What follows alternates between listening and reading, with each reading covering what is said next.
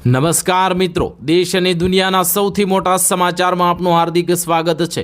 તો આજના આ સમાચાર મેળવવા માટે વિડીયોને અંત સુધી જોતા રહો અને આવા જ સમાચાર મેળવવા માટે ગુજરાત ખબર ચેનલને સબસ્ક્રાઇબ કરવાનું ના ભૂલતા।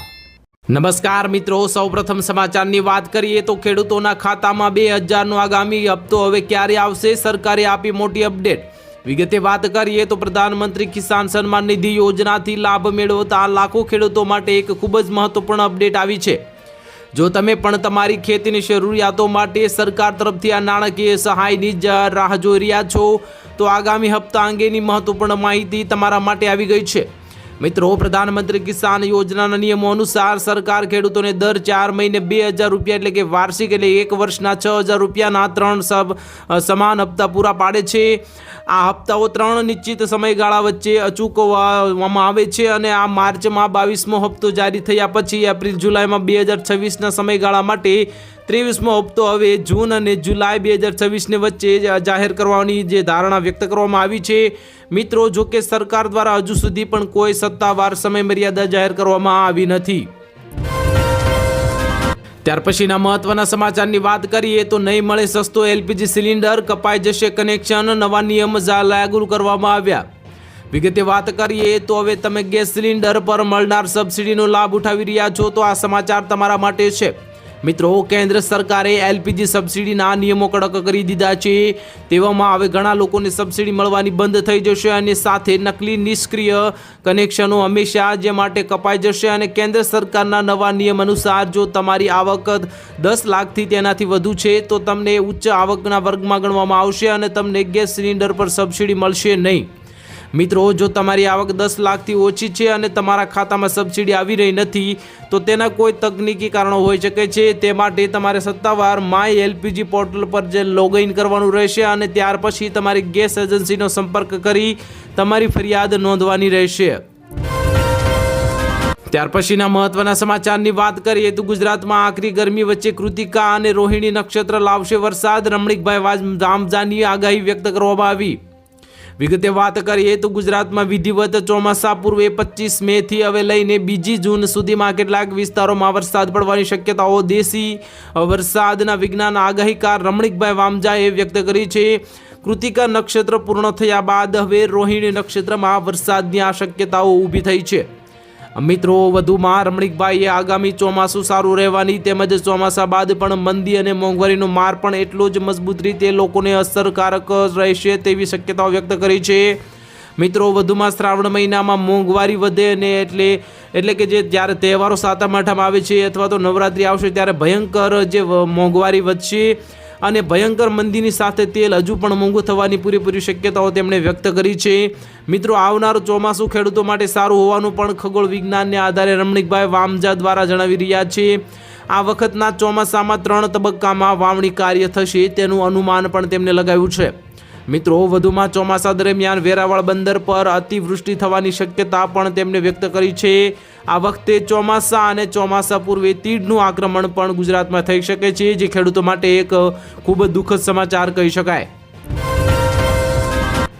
ત્યાર પછીના મહત્વના સમાચારની વાત કરીએ તો દર મહિને ભાજપ સરકાર મહિલાઓને આપશે 3000 રૂપિયાની સહાય। વિગતે વાત કરીએ તો પશ્ચિમ બંગાળમાં મુખ્યપ્રધાન શુવેન્દુ અધિકારીની જે મોટી જીત થઈ છે ત્યારબાદ તેમની અધ્યક્ષતામાં યોજાયેલી બીજી કેબિનેટ બેઠકમાં કેટલાક મહત્વપૂર્ણ નિર્ણયો લેવાયા છે।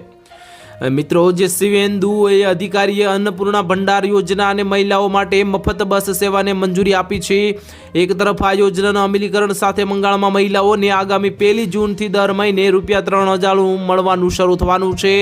વધુમાં 1 જૂનથી બધી મહિલાઓ સરકારી બસમાં મફત મુસાફરી કરી શકશે। મિત્રો, જે પુરુષોની દ્રષ્ટિએ મહિલાઓ ક્યાંય પાછળ ન રહી જાય તે માટે સરકાર મહત્વપૂર્ણ નિર્ણયો લઈ રહી છે, અનેક યોજનાઓ બહાર પાડી રહી છે। ત્યારે આજે મળેલ શુવેન્દુ અધિકારીની કેબિનેટ બેઠકમાં ઘણા મુખ્ય નિર્ણયોને મંજૂરી આપતી જે મહોર મારી દીધી છે અને સરકાર જે રાજ્ય પ્રધાન અગ્નિપિત્રા પોલે જે જણાવ્યું છે કે હવે કેબિનેટ બેઠક દરમિયાન અન્નપૂર્ણા યોજનાને મંજૂરી આપવામાં આવી હતી। આ યોજના હેઠળ રાજ્યભરની મહિલાઓને આગામી 1 જૂન 2026થી દર મહિને ₹3000ની નાણાકીય સહાય મળશે। મિત્રો, વધુમાં પશ્ચિમ બંગાળ કેબિનેટે 1 જૂનથી સહકારી જે બસમાં મહિલાઓ માટે મફત મુસાફરીની પણ મંજૂરી આપી દીધી છે। ત્યાર પછીના મહત્વના સમાચારની વાત કરીએ તો મોંઘવારીનો ડામ, હવે પનીર, શ્રીખંડ, મીઠાઈના ભાવમાં કિલોએ ₹20નો વધારો।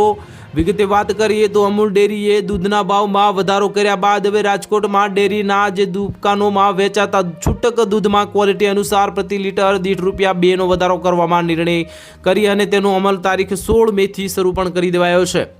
મિત્રો, આ ઉપરાંત દહીંમાં પણ કિલોએ ₹10નો ભાવ વધારો કરવામાં આવ્યો છે। વિશેષમાં જે હવે રાજકોટ ડેરી મર્ચન્ટ્સ એસોસિએશનના પ્રમુખ વીપી વૈષ્ણવે જણાવ્યું હતું કે દૂધના ભાવ વધતા હવે આગામી 1 જૂન 2026થી રાજકોટ શહેરની ડેરીની દુકાનોમાં વેચાતા પનીર, શ્રીખંડ તથા દૂધની બનાવટની મીઠાઈઓના કિલોના ₹20થી વધારો કરવાનો નિર્ણય લેવામાં આવ્યો છે। ત્યાર પછીના મહત્વના સમાચારની વાત કરીએ તો પેટ્રોલ ડીઝલના ભાવ વધારા પછી હવે વીજળીના બિલમાં પણ ટૂંક સમયમાં વધારો થશે। વિગતે વાત કરીએ તો તાજેતરમાં સીએનજી, પેટ્રોલ અને ડીઝલના ભાવમાં થયેલા વધારા પછી વીજળીના બિલ પણ હવે ટૂંક સમયમાં વધી શકે છે। Central electricity authority power distribution કંપનીએ વધતા ખર્ચને વસૂલવામાં મદદ કરવા માટે ફિક્સ્ડ એટલે કે નિશ્ચિત માસિક વીજળી ચાર્જ વધારવાની દરખાસ્ત કરી છે। અહેવાલમાં જણાવાયું છે કે ટ્રાન્સમિશન ઇન્ફ્રાસ્ટ્રક્ચર સ્ટાફના પગાર, નેટવર્કની જાળવણી અને પાવર જનરેટર્સ એટલે કે વીજ ઉત્પાદકોને ચૂકવણી જેવા જે ખર્ચાઓ યુટિલિટીના કુલ ખર્ચના 38 થી 56% જેટલા થાય છે। મિત્રો, પરંતુ નિશ્ચિત માસિક ચાર્જ હાલમાં આવકમાં માત્ર 9 થી 20% જ ફાળો આપે છે। આ દરખાસ્ત હેઠળ ઘરેલું અને કૃષિ વપરાશકર્તાઓ માટે ફિક્સ્ડ ચાર્જ વધારીને ખર્ચના 25% સુધી થઈ શકે છે, જે એક ખૂબ જ મોટા દુઃખદ સમાચાર કહી શકાય।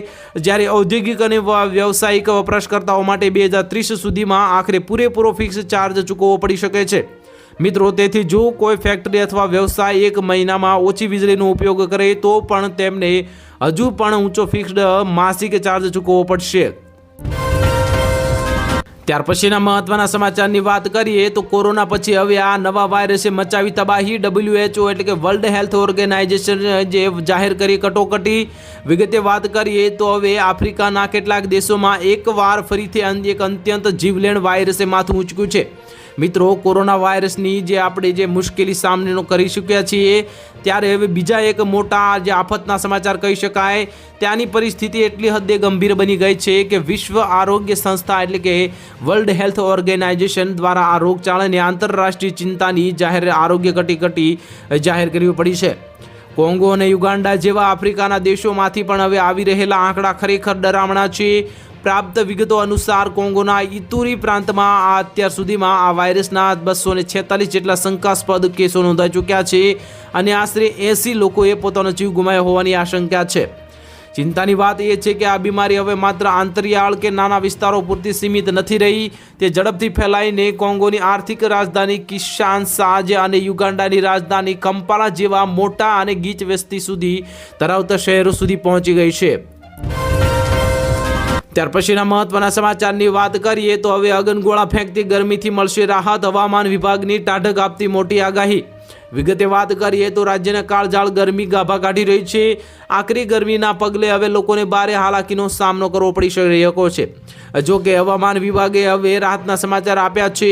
હવામાન વિભાગના જણાવ્યા અનુસાર આગામી 24 કલાકમાં ગરમીથી થોડી રાહત મળશે। મિત્રો, હવામાન વિભાગ AK દાસના જણાવ્યા અનુસાર આગામી 6 દિવસ સુધી તાપમાન ક્રમશઃ ઘટાડો થશે અને મોટાભાગના જિલ્લાઓનું તાપમાન 2 થી 3 ડિગ્રી ઘટશે। હવામાન વિભાગ દ્વારા આજે રાજ્યમાં હીટવેવને લઈને કોઈ એલર્ટ આપવામાં આવ્યું નથી, પરંતુ જ્યારે આગામી 24 કલાક બાદથી રાજ્યના તાપમાનમાં આંશિક ઘટાડો થશે, જ્યારે દરિયા કિનારાના જિલ્લાઓમાં આજે ગરમ અને ભેજવાળા પવન ફૂંકાવાની શક્યતા વ્યક્ત કરવામાં આવી છે। ત્યાર પછીના મહત્વના સમાચારની વાત કરીએ તો ભાવ વધારાની અસરના કારણે બીજી અનેક વસ્તુઓ પણ મોંઘી થશે। વિગતે વાત કરીએ તો પેટ્રોલ અને ડીઝલના ભાવમાં હાલમાં જ લગભગ ₹3નો વધારો ઝીંકી દેવામાં આવ્યો છે। મિત્રો, પરંતુ જો તમને એમ લાગતું હોય કે આ ભાવ વધારો ખાલી પેટ્રોલ અને ડીઝલના ભાવ વધારા સુધી સીમિત રહેશે તો તમારી ભૂલ છે, કારણ કે આ ભાવ વધારાની અસરના કારણે બીજી અનેક વસ્તુઓ પણ મોંઘી થઈ શકે છે। ખેડૂત મુખ્યત્વે ડીઝલથી ચાલતા ઉપકરણો પર નિર્ભર હોય છે, જેમ કે ટ્રેક્ટર, સિંચાઈ પંપ, પાક લેવા માટેની મશીનરી, પરિવહન વાહન વગેરે સામેલ છે। ડીઝલના વધતા ખર્ચાથી કૃષિ ખર્ચો વધે છે। સમય સાથે કૃષિમાં થતા ખર્ચામાં વધારાના કારણે ગ્રાહકો સુધી પહોંચતી ફૂડ પ્રોડક્ટ્સના પણ ભાવ વધે છે। વિશેષજ્ઞોનું કહેવું છે કે જો ઈંધણના ભાવ ઊંચા રહેશે તો ગ્રામીણ પરિવારો પર તેની અસર વધુ પડી શકે છે. સાબુ, શેમ્પૂ, ડિટર્જન્ટ, સફાઈ કામ માટે તથા વ્યક્તિગત દેખભાળ સહિતની વસ્તુઓમાં પણ ભાવ વધી શકે છે. ત્યાર પછીના મહત્વના સમાચારની વાત કરીએ તો બસમાં ફ્રી મુસાફરી, દર મહિને 3000 રૂપિયાની સહાય, સરકારી મહિલાઓની હવે મોટી ભેટ. વિગતે વાત કરીએ તો હવે પશ્ચિમ બંગાળના મુખ્યમંત્રી શુભેન્દુ અધિકારી સરકારની બીજી કેબિનેટ બેઠકમાં અનેક મહત્વના નિર્ણયો લેવામાં આવ્યા છે.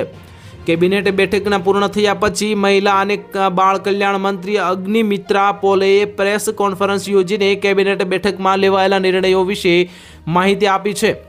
તેમણે જણાવ્યું છે કે સરકારે અન્નપૂર્ણા યોજનાને મંજૂરી આપી દીધી છે. આ સાથે જ હવે 1 જૂનથી મહિલાઓને રાજ્યમાં બસમાં મફત મુસાફરીની સુવિધા આપવાનો નિર્ણય લેવાયો છે. સરકારનું કહેવું છે કે આ યોજનાથી હવે મોટી સંખ્યામાં મહિલાઓને રાહત મળશે. સરકારે મોટો નિર્ણય લેતા કહ્યું છે કે આ મદરસા વિભાગ અને માહિતી અને સાંસ્કૃતિક વિભાગ હેઠળ ચાલતી ધર્મ આધારિત સહાય યોજનાઓને બંધ કરવામાં આવશે. સરકારના જણાવ્યા મુજબ આવી યોજનાઓ આવતા મહિનાથી બંધ કરી દેવામાં આવશે.